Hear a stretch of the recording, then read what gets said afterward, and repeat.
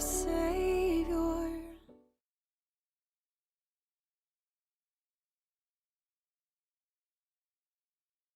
Bonjour, je m'appelle Jonathan, j'ai 25 ans et voici mon témoignage.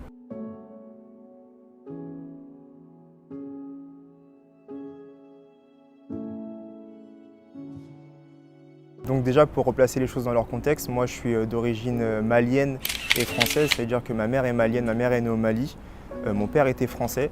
Ça veut dire que comme la plupart des personnes en fait, qui sont maliens, comme 80% des Maliens, je suis né en fait, dans une famille musulmane. Ça veut dire que moi quand je suis né, en fait, on m'a dit voilà, t'es musulman, donc c'est-à-dire que tu manges pas de porc, etc. Et c'est comme ça qu'en fait je me présentais durant toute mon enfance, je disais ouais moi je suis musulman. Quand j'ai eu 4 ans, un jour, ma sœur elle est venue me chercher, parce que j'ai 3 grandes sœurs et un grand frère. Ma sœur est venue me chercher à l'école. On est rentré chez moi. On est resté dans la cuisine, on regardait la télé, etc. Et puis ma mère rentre du travail. Et je me rappelle vraiment comme si c'était hier en fait. Ma mère elle rentre du travail, elle vient me voir et dit ah, mais ton père il est pas allé travailler. Et j'ai dit donc ma sœur et moi on la regarde, on fait bah on sait pas. Et donc après on va avec ma mère dans le salon. Et ma mère, elle s'effondre, elle commence à pleurer. Et on voit mon père en fait qui est allongé dans le canapé, qui est décédé. Moi à l'époque, je ne savais pas qu'il était décédé, hein. J'étais petit donc je pensais qu'il dormait. Donc je me rappelle, je l'ai poussé, j'ai fait ouais papa vas-y réveille-toi. Et je voyais ma mère, elle était vraiment en train de pleurer, elle n'en pouvait plus, etc. Et à partir de ce moment-là, en fait, bizarrement, souvent j'entends des gens qui disent ouais quand je perds quelqu'un de ma famille, j'en veux à Dieu. Moi j'en voulais pas à Dieu, je disais écoute, mon Dieu, parce qu'à l'époque je disais voilà mon Dieu, tu m'as pris mon père, maintenant moi j'ai envie de trouver ton amour en fait. Et j'ai envie de trouver cet amour qui va remplacer ce père que j'ai perdu. Et ça veut dire que moi, mon moteur en fait c'était vraiment l'amour de Dieu. Je voulais trouver un endroit où quand j'allais être à cet endroit-là en fait j'allais pouvoir ressentir l'amour de Dieu. Donc voilà, après de mes 4 ans à mes 11 ans, on habitait à Épinay-sur-Seine dans le 93. Donc après j'ai eu une enfance plus ou moins normale. Enfin en fin de compte non pas du tout. J'ai grandi en voyant beaucoup de violence autour de moi parce qu'il y a un membre de ma famille en fait qui est devenu fou parce qu'il a vu des choses, des esprits. À l'époque on appelait ça des genoux, des djinns. Il a vu des esprits en fait et ça l'a pas laissé intact, on va dire. Et donc ça veut dire qu'il voyait pas mal de choses et je me rappelle qu'il me les expliquait. Il me disait, j'étais assez petit en fait et je me disais mais Seigneur et tout. Et donc j'étais assez petit et je me disais mais c'est quoi ces choses en fait et cette personne qui était assez proche de moi me disait ouais voilà les esprits sont comme ça. J'ai vu une personne comme un sagittaire, vous voyez les sagittaires en mode un corps de cheval et le demi de son corps comme un homme. En fait cette personne m'expliquait à chaque fois ce qu'elle voyait, c'est-à-dire que moi quand j'étais petit en fait j'avais l'habitude de ces choses-là et c'était pas des choses qui me choquaient en fait. Et étant petit en fait dans toute ma jeunesse jusqu'à en fait que je rencontre le Seigneur, on faisait l'occultisme en fait. J'appelle ça l'occultisme, mais en fait à l'époque on faisait ça vraiment comme si c'était de la protection parce que moi je suis africain. Je pense comme beaucoup de personnes africaines qui vont me regarder, qui vont regarder ce témoignage, c'est des choses que quand on les fait, on nous dit ouais, c'est pour vous protéger, c'est pour votre réussite, c'est pour envoyer les attaques à l'ennemi, etc. Donc je faisais beaucoup d'occultisme en fait, même sans le savoir. Ça veut dire que je sacrifiais non, mais on mangeait des poulets qui étaient égorgés, qui étaient sacrifiés. On jetait des œufs à des croisements, on jetait des œufs qu'on ne devait pas regarder.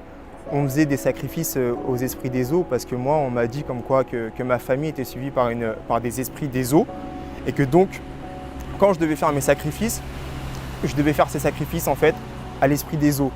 Et on m'expliquait qu'en fait dans le monde spirituel, qu'en gros il y avait plusieurs esprits, il y avait plusieurs éléments, il y avait des esprits des eaux, des esprits du feu, les esprits de la terre, les esprits du vent, et que moi en fait ma famille était suivie par des esprits des eaux en fait. C'est-à-dire que moi c'était vraiment à cet endroit-là que je devais faire des sacrifices.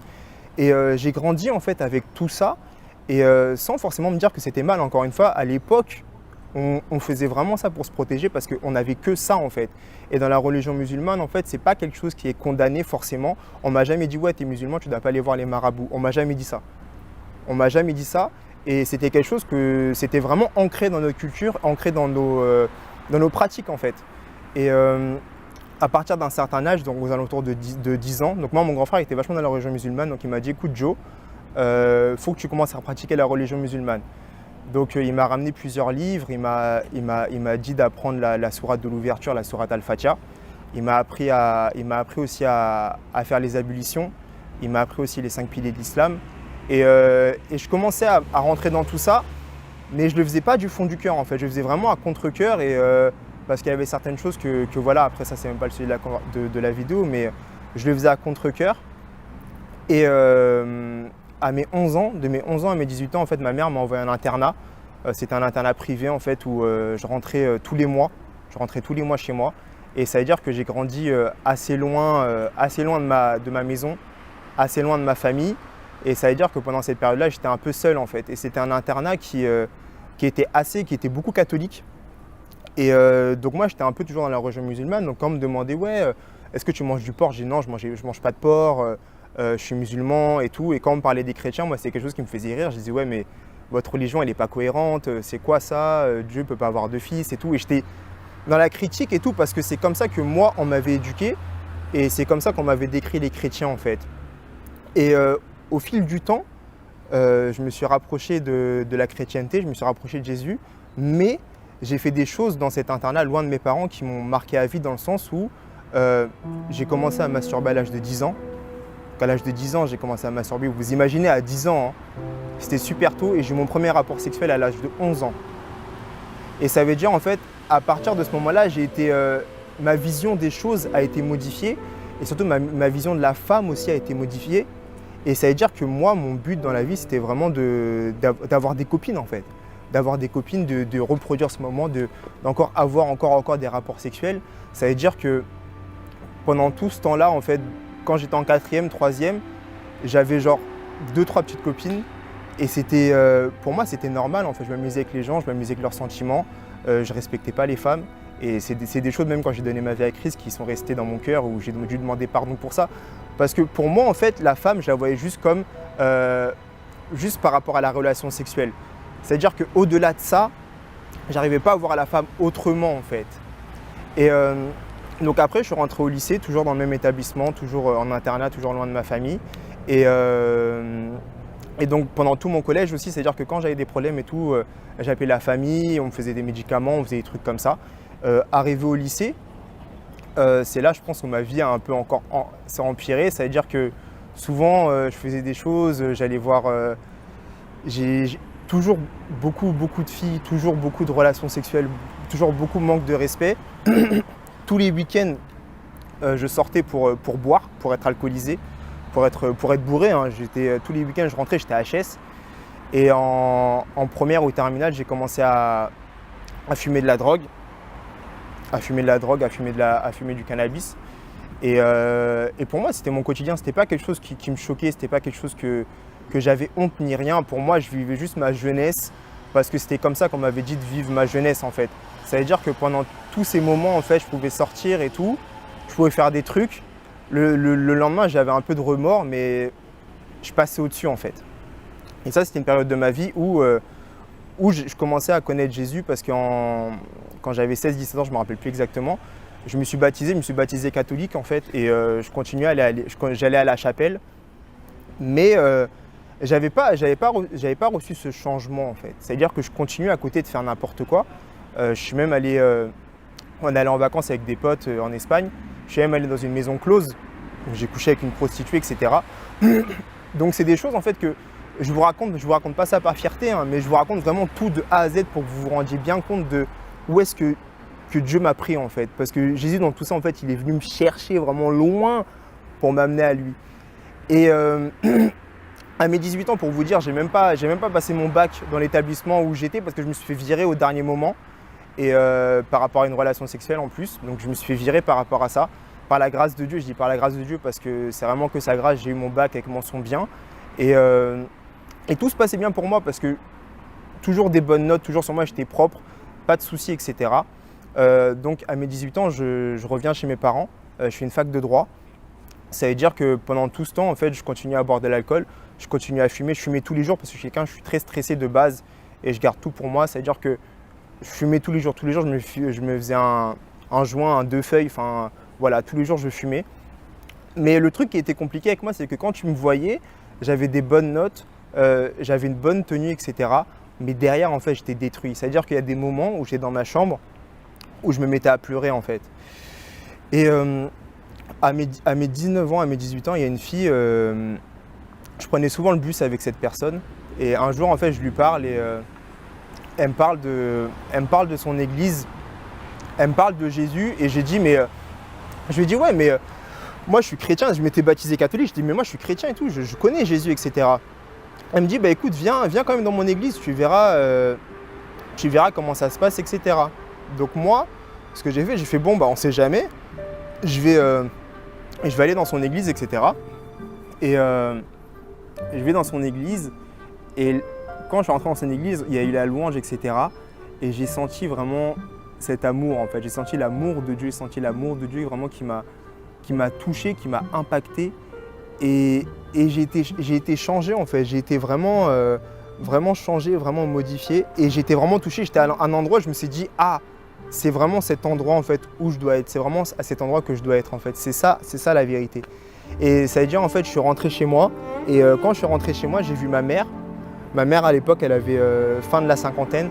Et j'ai dit, vas-y, maman.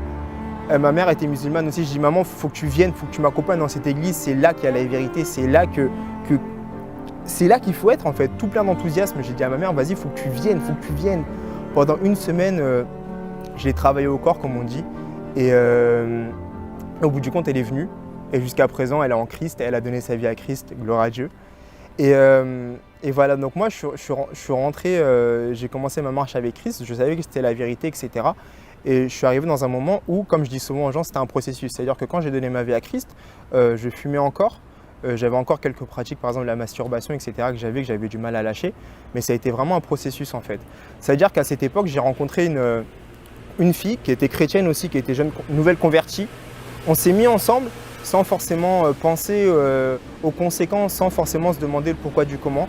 On s'est mis ensemble, on a eu des rapports sexuels parce qu'on se pensait toujours plus fort que ce qu'on était vraiment.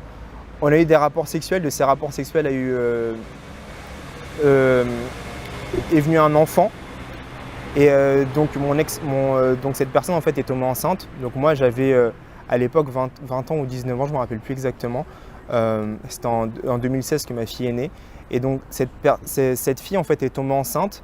Et moi, j'étais arrivé à un moment où je ne me voyais pas me marier avec cette personne, en fait. J'étais au début de ma vie chrétienne. Je savais qu'on était chrétien, qu'il fallait après ça, en fait, se marier. Et moi, en fait, en tant que chrétien, je ne pouvais pas lui dire, ouais, écoute, avorte. C'est des choses, en fait, que ma famille, quand j'ai annoncé ça à ma famille, elle a câblé, en fait. Elle a dit non, elle a dit, t'es trop jeune. Elle a dit, il faut que cette personne, elle avorte. C'est pas possible, en fait. Tu ne peux pas être père aussitôt. Et moi, j'ai tenu ferme dans mes positions. J'ai dit non, je peux pas forcer cette personne à avorter. Il faut qu'elle garde cet enfant, en fait. Et c'est ça, souvent, que je dis aux jeunes aujourd'hui qui viennent me parler, c'est que vous voulez coucher en dehors du mariage, certes. Moi, je vous dis ce que j'en pense. Mais après, si la personne, en fait, elle tombe enceinte, c'est comment vous allez réagir derrière, en fait. Parce qu'un enfant, c'est pas rien. Et après tout ça, en fait, quand cette personne est tombée enceinte, en fin de compte, on s'est séparés, sa mère et moi. Et après cette séparation, en fait, ça a suivi une longue période de procès, une longue période avec des avocats, c'est-à-dire pendant 1 an, j'ai pas pu voir ma fille. Enfin, les torts étaient partagés. Hein. Je ne rejette pas la faute sur la mère de la petite ni rien, mais pendant tout ce temps, j'ai pas pu voir ma fille et c'était une épreuve qui était très compliquée, que ce soit par rapport à ma famille, que ce soit même par rapport après à ma femme. C'est des choses qui sont lourdes de conséquences. Et ça veut dire que après ça, c'est vraiment Dieu dans tout ça petit à petit qui a travaillé en moi, qui a fait en sorte que j'arrête de fumer, qui a fait en sorte que j'arrête de boire, qui a fait en sorte que j'arrête la fornication, qui a fait en sorte que j'arrête tout ça. Et c'est vraiment Jésus qui m'a sauvé et qui m'a guidé. Et après tout ça, par la grâce de Dieu, j'ai réussi à me marier. Je me suis marié à l'âge de 21 ans. Je me suis marié à l'âge de 21 ans parce que pour moi, j'avais trouvé ma femme et que pour moi, c'était comme ça que les choses devaient être faites. Après, ça a déplu à beaucoup de personnes aussi. J'ai eu beaucoup de combats, etc. Mais dans tout ça, en fait, Dieu a été fidèle. À l'heure actuelle, j'arrive à avoir ma fille. J'ai eu un petit garçon avec ma femme. Ma femme est merveilleuse et Dieu est toujours bon. Mais tout ça pour vous dire que le chemin chrétien, en fait, c'est un processus. C'est pas quelque chose qui se fait du jour au lendemain. C'est pas une religion où on va t'imposer des choses, où on va te dire. Et en plus, c'est pas une religion tout court en fait, c'est une relation.